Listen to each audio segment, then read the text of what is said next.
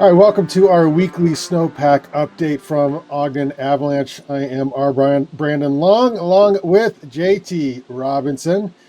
And before we dive in, I want to thank some sponsors. So, huge shout out to Atomic, also Young Power Sports, Range Realty, the Bandy Collective, that's me, and our granting partner, Community Foundation of Ogden Valley. Okay, so JT, I saw Powder Mountain brag and they were getting some snow, but what is it actually like out there right now? It's been raining in the valley all day.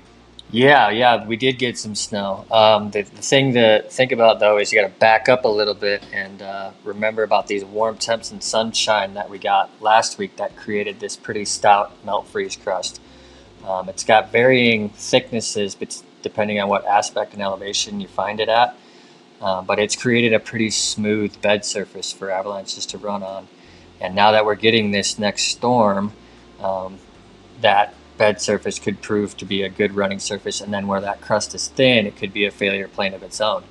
But so now that we are getting this storm, it came in warm and wet, which could be helpful, but we had some dense storm slab action when it came in warm and wet, and I sent you some pictures that some of the activity that we've seen out on the Monument Ranch today.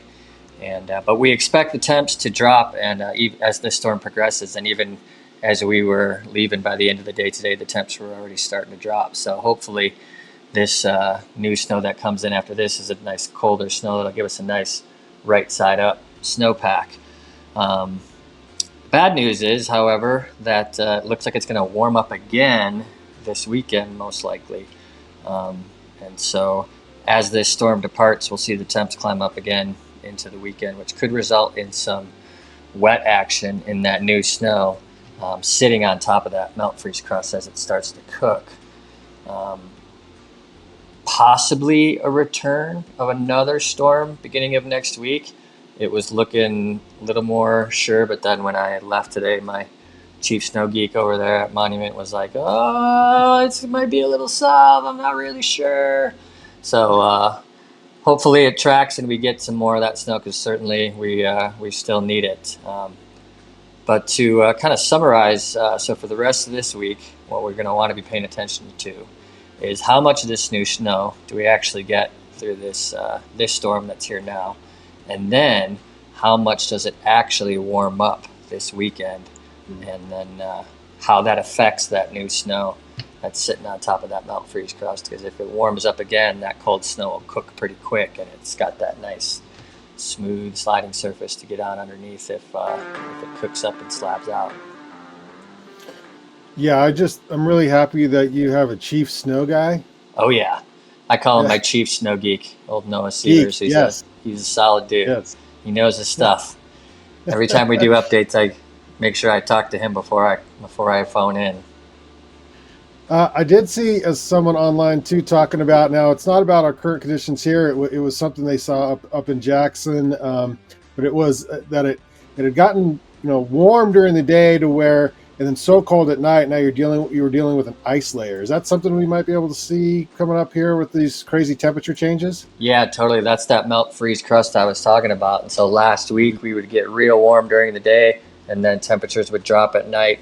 Not every night was it getting down to freezing, but often it was. And so that is something that we see a lot in spring when we talk about isothermic snowpacks. Is it heats up and gets moist and then locks up and freezes, and then heats up and gets moist and then locks up and freezes.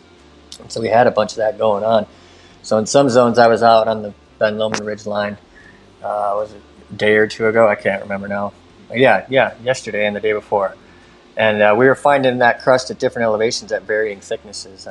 Some around 8,000 on east-southeast, it was like a good 6 to 8 inches thick, and then just flip over at that same elevation on the north, and it wasn't quite as thick.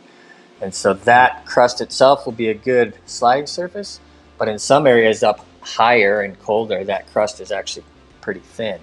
And if that crust is breakable, then that becomes a failure plane of its own to deal with. So that's the stuff we're coming from last week, which made it really bad skiing, but also then created that next little problem for us with that good smooth bed surface for this new snow that's coming in.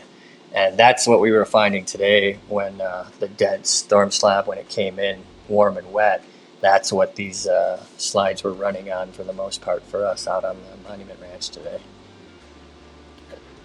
All right. Well, thanks for the update, JT. It's variable. It changes fast in the spring. So stay tuned for us next week. We'll give you another update next week. Thanks for tuning in. Stay safe out there, and we'll see you then. Cheers. Yeah, think cold thoughts. Think cold thoughts.